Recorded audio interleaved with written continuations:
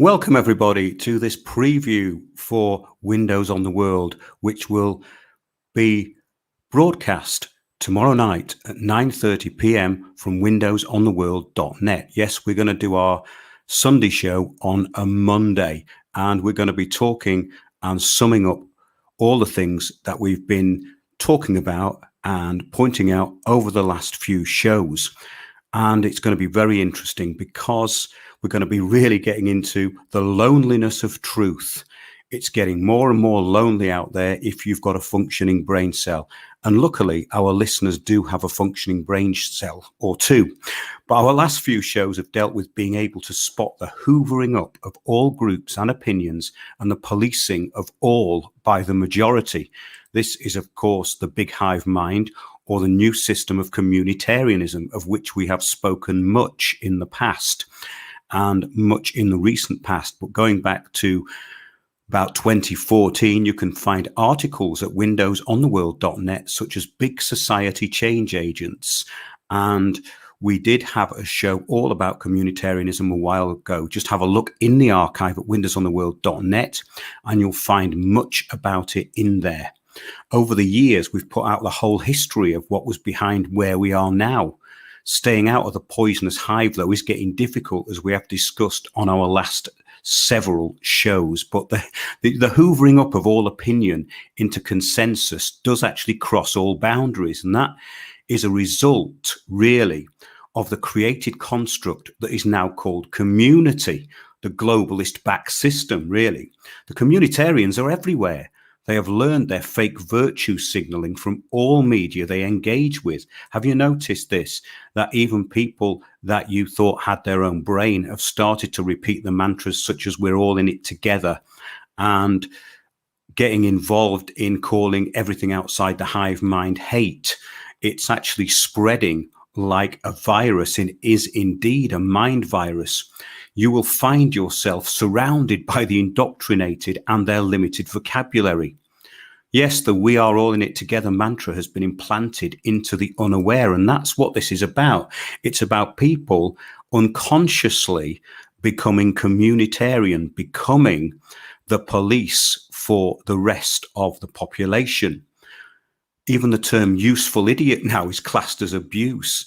There are mentoring platforms and organizations for people who want to be snitches and the new police, the totalitarian thought police. There's these platforms and organizations everywhere. Now, when I reported on how the narrative was being controlled and basically fake consensus manufactured, even I'm still surprised by the insidious organizations and trained drones who wish to stifle all outside the Global Action Plan by categorizing anything outside it as hate. Yes, hope not hate et al. We've covered hope not hate. These are bigger organizations. These are organizations which try and stifle public debate by defining everything as being hate or far right, which is not part of the Global Action Plan. That's simply how it's done.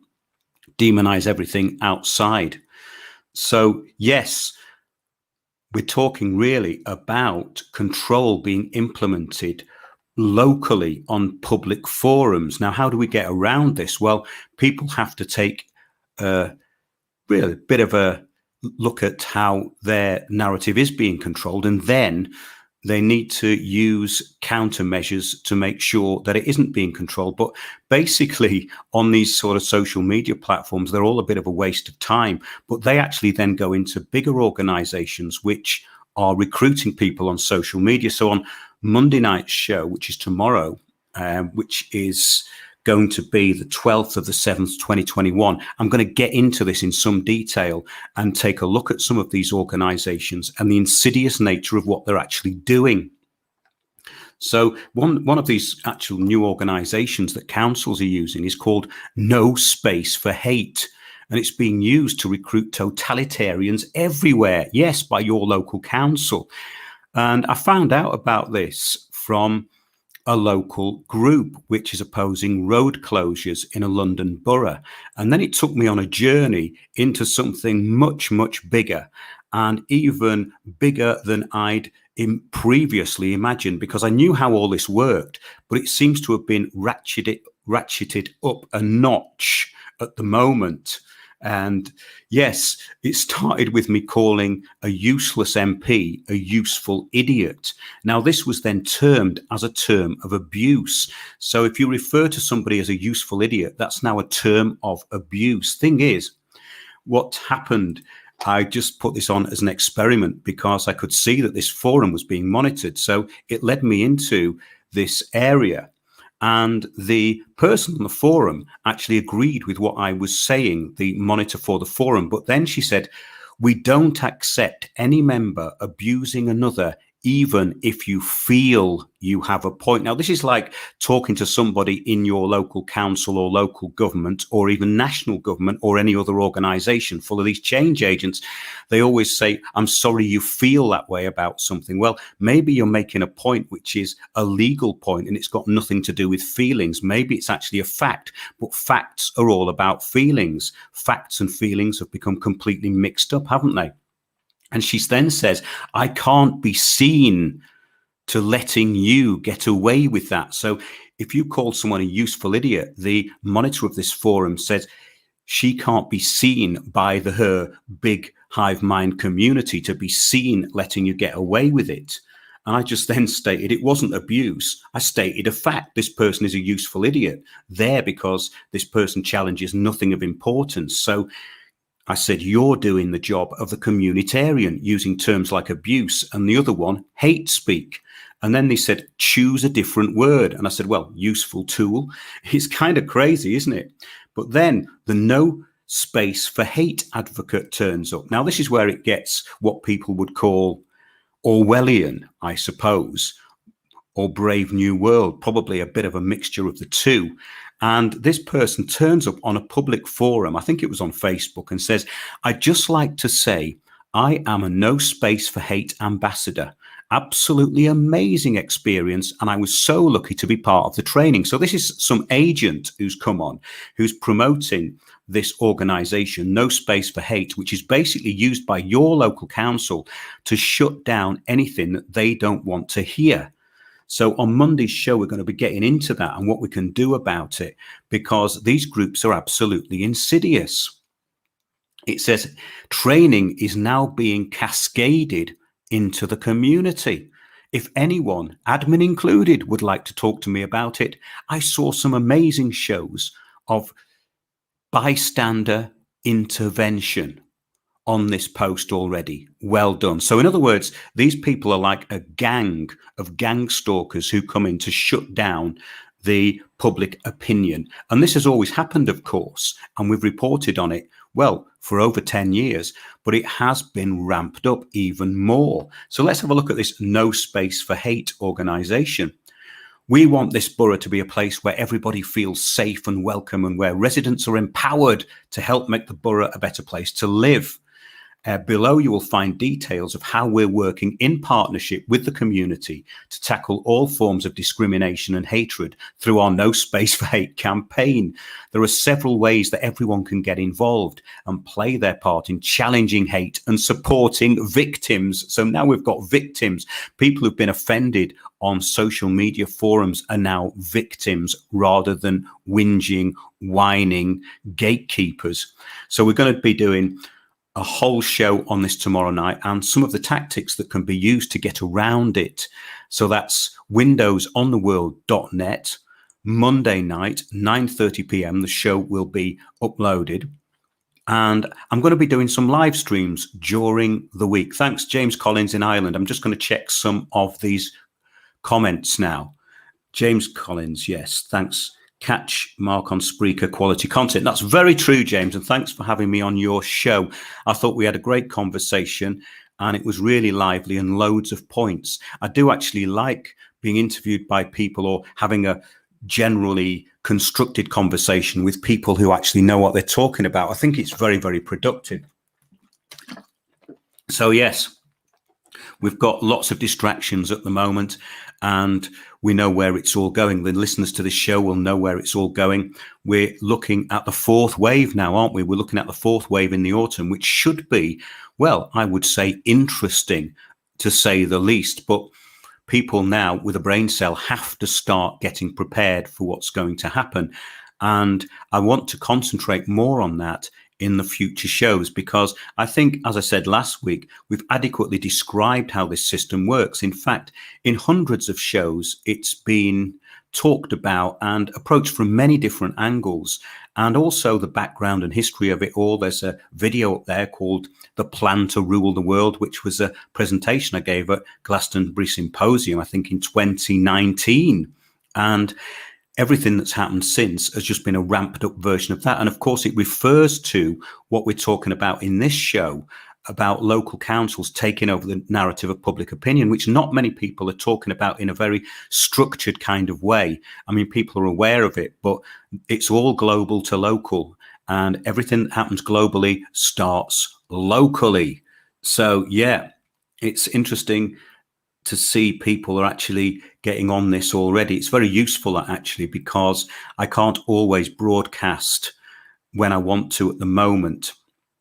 It's been a little bit difficult because I've been traveling recently and also acquiring a lot of new information, which I'm going to be structuring and putting out into the shows over the next few weeks. And it's great, the information that comes into me, and very rewarding to see that some of the information I've been putting out over the years is actually really being taken up, and people are going back into the catalogue at windowsontheworld.net. The Sunday Shows archive is full of interesting information. And also, if you go into our website archive, you can go back years in there. But what you will find is very useful information. The shows actually don't date that much. There's not that much sort of current news that would be dateable in those shows. So they always pull out great examples. And I think with this kind of learning, repetition in some ways is quite good, because we're talking about a system which is actually quite simplistic, but very repetitive, which seems to be very big to most people, when in fact it's not. It's just unstructured in the eyes of the public. And we've talked also about how the globalists need the anti-globalists to implement their policies. So they're controlling all of this counter narrative as well. And that is something that I was putting over in the last few shows, and few people got the wrong idea. Not many, but some people are still at this naive point where they think it's us and them. Well, no, the third way is the synthesis, and the for and against are being used to be corralled into the synthesis. And that's really what we're going to be talking about tomorrow night as well, taking it a step further with these local groups and what you can do to counter what they're doing, because they're so insidious. And in fact, a lot of the same people are still posting in these groups which are trying to oppose road closures. Now, there's also a place, well, it's called Commonplace. Commonplace is being used by local government, HS2, and many other organizations which are involved in bringing you the new global system. Commonplace is basically, to me, looking like a gatekeeping organization to make it look as though group consensus has actually been gained. In other words, that some kind of survey has been done, some kind of input from the public has been taken account of. And of course, these organizations are there really to make it look like that's happened. And of course, it actually hasn't. Remember when roads were closed in North London for the so-called Mini Holland scheme? Well, when they did this so-called experimental road closures, the people from Transport for London told me that 65% of local people were in favour of the road closures already. Well, that was very strange, because no public consultation had actually taken place. And it doesn't matter whether it's climate change, closing your roads, or COVID. It's all being done in the same way. And people need to get wise to this and start to have a counter narrative and a way of organising against it, which is not easy. And it does take quite a lot of thought. But I think that these things are challenges which don't need that many people. You don't need that many people involved to be effective. And that's one thing that I've always found really interesting, because small groups in the past have done a tremendous amount to change things, but putting it all on social media and talking about it and basically going down the common law Malcolm route is going to harvest your energy and waste your time. And that's really the point I've been making. I'm not being negative about it. I'm just trying to be positive and say, well, don't do that because it doesn't work because of this, and giving examples. And some people seem to be a bit blind to that. And of course, they're becoming communitarians too. They're becoming part of the hive mind in their own way because they're shutting out solutions. So, yeah, it's great to see people actually getting on here. This is really just a preview. What's this? So the rest of the world is finally catching up with you, Mark. Well, that would be brilliant. And I have been banging on about this stuff for a very long time and sticking to certain themes because, as I said, I think it's very, very simple what's going on. So they have to go back light years into your archives to catch up with what's going on. Now, I'm really glad you put that because it's really encouraging that people actually make those comments, because the truth is a very lonely place to be. And often if you want to speak the truth, you will marginalize and isolate yourself from a lot of people who you would normally be able to get on with. But I don't think there's much time to waste, and there hasn't been time to waste for the past 18 months, but a lot of people have been wasting their time. And that's what I find very frustrating about it, because I've covered a lot of this stuff before. The infiltration process is the way that the narrative is controlled fairly easily, and the way that people's energy is harvested in this totalitarian system, which is technocratic, which masquerades as community. It's very, very simple. Everything masquerades as community. Of course, it's not. It's a totalitarian system that's trying to recruit as many people to actually agree with it as possible, and then manufacture consensus, which is basically lying about the other people who aren't on board, who they say are on board. And that was the idea of the citizens' assemblies on climate change. It's the idea of a lot of what's been going on with so-called alternatives to the narrative. In other words, the counter narrative has actually been usurped as well. So, yeah, we're going to get into all that tomorrow night.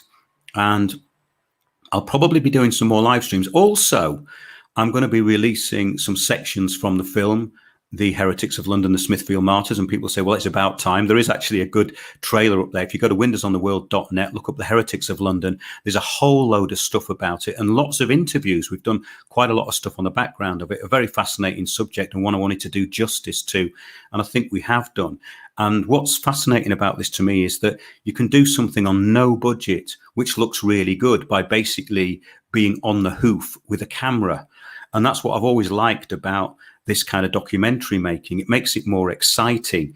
I think they had a term for it years ago called guerrilla filming. It's not exactly that, actually, because you spend time setting things up as you can. But when you're filming in some places, especially like the City of London, you have to get permission if you put a tripod down, this kind of stuff, and you'll get a lot of confrontation about what you're doing. So you have to make it look as though you're just a tourist with a camera. And that in itself is actually very rewarding, because we've had actors as ghosts walking around in full costume all over places like Smithfield and in churches, and basically got away with it because we had what you call a very slimmed down team. In other words, me and a camera and a couple of other people hanging around to see who's watching us. And I found that extremely exciting. And when you see the end result, it's thrilling, actually. It's very inspiring. So it's important for me to keep doing that sort of work, because it's very creative, and it also gives something of a perspective of history. And I've always been really interested in that. Even the stuff we've done with Stephen and Evan Strong about Australia, I found that really fascinating. Those two have been marginalized an awful lot. That's forgottenorigin.com. They have a tendency to be aligned with some of the new age stuff, which I find a bit distracting, but they've actually come up with some remarkable discoveries and been contacted by people with the most amazing information. And years ago, I remember doing an interview with Klaus Donner. Look up his stuff, anomalous artifacts that he's collected. He's a kind of curator at, I think he's at a university in Austria, in Vienna. And there's so much stuff we've done over the years. And our recent series, Britain's Shattered Isles, we tried to put together the works of Comyns Beaumont. I think we did. We'll be doing more of that sort of stuff. I'd like to move on to that. And if anyone's got any information they want to share, send it in. I'm very gratified by the quality of the people who listen to the show, because they come up with some great information and it backs up what we're already saying. And that's the key, because once you have a good source of where this stuff's coming from, you can identify it and you can identify the different layers of it. Then it becomes absolutely fascinating, because you realize that, as I said, I think I've reiterated that this system is really, really simple. There is nothing complicated going on with this global governance system at all. It's just that when you get the reiteration of what it's about, then you've got the validation of what you're saying. So you can point directly to information. Of course, people out there who are working for the other side, working for this, let's call it the synthesis, they will use the usual terms like tinfoil hat and conspiracy theory, which basically means that you've won because they haven't got an argument, using logical fallacies, false arguments, and ad hominems. So really, it's quite interesting. You're a liberal moral foundation theory. Well, I don't know about that, Chris. I try to stay away from all labels, really, if that's what you're talking about and referring to the show. But I think that what we're trying to do is lay something out that's actually complicated in the eyes of the public, the new system of governance, which is neither left nor right, but they use a fake version of what used to be called the left to demonize people and attack people and use it as a virtuous platform, which of course it isn't, and it's so narrow. All we have to do is look at how people are demonized by this so-called left, which turns into, at the extreme end of it, terrorism through groups like Antifa. Antifa is a terrorist group as defined by the 2000 Terrorist Act. And I've been involved with people in the past who've been attacked by these agents of change, and they vary from people who will just use ad hominems and try and counter your argument with a non-argument, to people who come and threaten people's lives, steal property, destroy property, and start hate campaigns. So those who keep going on about hate speak are actually amongst those who take over the narrative of public opinion through spreading hate. So most of this stuff is actually reversal. It's a bit like narcissistic abuse. And I think other people have made that comment as well, that when you're dealing with a lot of these organizations, it's like dealing with a sociopathic narcissist or even a psychopath. And that is the very nature of how it's done, because it's absolutely intolerant to anything outside the hive mind. The story's getting old. You cannot cure the common cold. Exactly. And the story is falling apart. The COVIDian cult is actually getting very, very tired now, and variants, etc. I mean, even on the live group, which is Reach PLC, which is a communitarian hive mind monitoring post and basically propaganda outlet. It's not a newspaper at all. It's there to demonize people outside the narrative, and it has done. We've reported on that in the past, and even we've been demonized by it. And if you look at some of the things about the 5G masts going up, and how these councils, especially the Glastonbury Council, was really part of this gatekeeping and nonsense narrative. You can look back into the archive for that. And there's an article actually called Fact-Free Welsh News Fails. Take a look at that to see how these groups demonize you. When I was doing my talks, going around doing the talks, the bigger picture, the local newspaper would ask for an interview. You would give them fact after fact after fact. And I gave them Niels Axel Morner, who was actually an IPCC panelist. That's the Intergovernmental Panel on Climate Change, a panelist for them with 3 of their papers. And he resigned, and he gave his resignation letter because they were basically committing what was called scientific fraud. They were manufacturing out of thin air statistics and projections which were entirely ridiculous. And we went to do a talk at a small village in Wales called Fairbourne, which was going to be decommissioned by 2025, I think, or thereabouts, or maybe a bit further on. but they want to get everybody to sell their property back to the council or abandon their properties because, of course, sea level is going to rise there by feet, and they're going to have to move out. Of course, they're not. So we went down to tell them the good news, and a local Labour candidate did a vicious attack on myself, and it was all the usual stuff.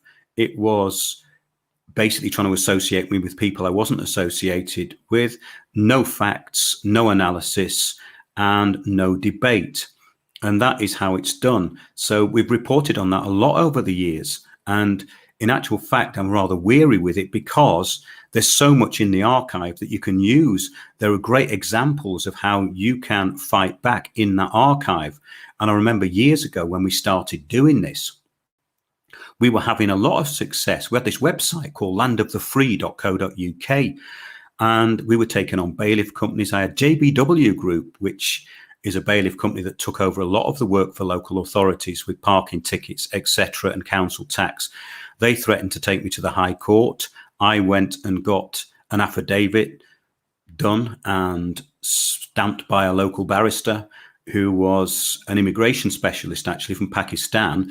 And he said to me, well, a lot of people don't realize that the UK is the most corrupt country in the world. And of course it is, but the corruption is hidden under this veneer, which has this respectability that this group called the British have kind of imposed as the narrative. And what happened was that JBW Group backed off. They got a big city lawyer on me, city law firm, who represent footballers, threatening me, all the rest of it. But the interesting thing about this is that a lot of it is just fear. So people will often attack you on completely the wrong angle. And that's very, very useful, especially if you want to go to court, because you make them think you're going in a direction with their, say, the common law Malcolm route. Well, actually, Mark, I think you're being, well, I think I'm in the same room as you tonight, Mark, and you haven't mentioned me so far, but you have now. I think that we should all be petitioning to bring back Magna Carta. We should all have the right to common law conveyances, and we should be bringing back common law courts, Mark, and COVID marshals. Those are people who are monitoring the COVID marshals, you see, Mark, under common law. This is very simple, Mark. It's very simple. Oh, thanks, Malcolm. That's great. I think we'll have more from you over the next couple of weeks, because what you're doing is really caught on all over the country, hasn't it? Yes, Mark, we are winning. We are recruiting more and more people to challenge the narrative of public opinion, and we're doing it under common law, Mark. So, yes, let's catch up next week. Got a lot of news for you. Winning. Thanks, Malcolm. Yeah. So the thing is with common law Malcolm is that he actually exists all over the country. There are people like that. There were people like common law Malcolm 15 years ago. That's what I actually created the character for, because he's real. He is a real person. I've met him many times. There are loads of articles on windowsontheworld.net. Have a look at what is common law. There's one called What is Common Law? Have a listen to that on the shows that are linked to it. It's in the archive, the show archive. What is common law? I think actually in the articles section on the front page. Look at what is common law, and there's 5 articles linked to that which answer every question about common law, about birth certificates, about all the rest of it. Freeman versus legal fiction. We've done so many of them.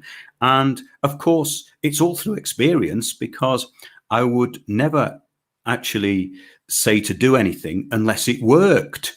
I've tried everything. I've tried all these things. I went to bankruptcy with council tax, administrative bankruptcy. I was having my car clamped nearly every week, cutting the clamps off. So I went through all this, and then we found out that local authorities can be taken on. I did a court case against a local authority about some of the documentation they sent out. It would have been case law, but they used my bulk council tax case number 127679 for the hearing in the local magistrate's court.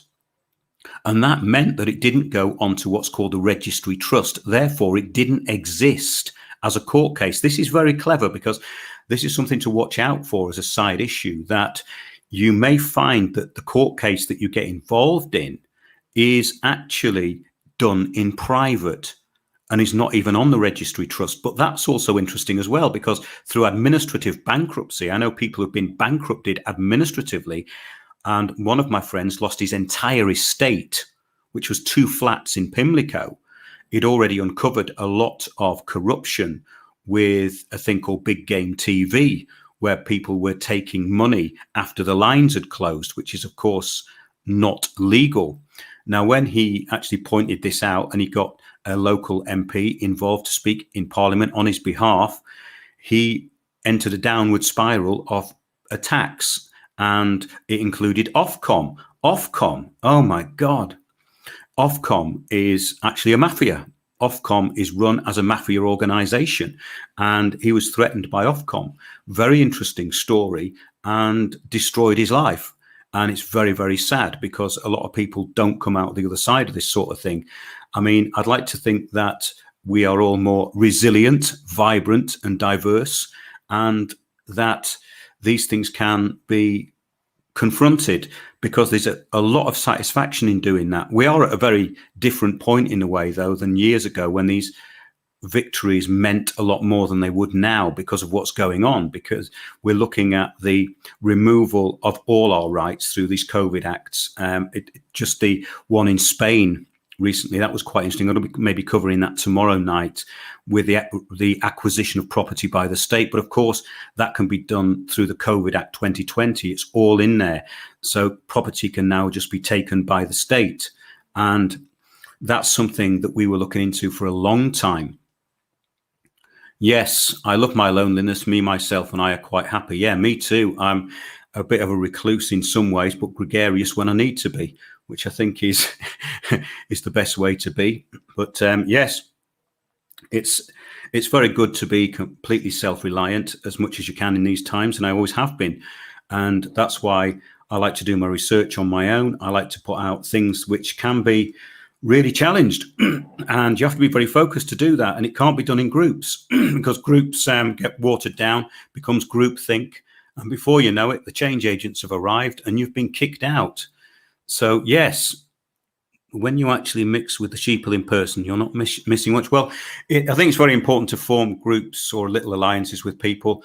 I mean, I've always advocated that, you know, working on my own particularly is best. I find that I do collaborate with some people, but yeah, it's great to be actually alive and happy in that condition, especially these days, because it's quite necessary, really, because of what we've been talking about in this short show.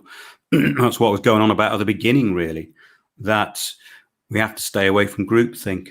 And I think it's really important to do that. So I'm going to be talking about all this and more tomorrow night. And hopefully I'm going to be doing some live streams this week. So do tune in 9:30 p.m. tomorrow night, windowsontheworld.net. And thanks for your comments. Yes, it's good to see people chatting there. Common Law Malcolm is a hero. Well, actually, Mark, I'm not an egotistical person, but it has been said at several common law meetings recently that I'm a bit of a hero. So I'm quite pleased with myself about that. I mean, when I was working for the local council, you know, I never really came out of myself. I was more an administrator, but common law has given me the courage to move forward. And yes, Mark, we are winning. Thanks, Malcolm. So there'll be more of that very soon. And thanks for tuning in tonight. And remember, the show will be uploaded to the live shows archive at Windows on the World tomorrow by 9:30 p.m. UK time. Thanks a lot, everybody, and goodbye.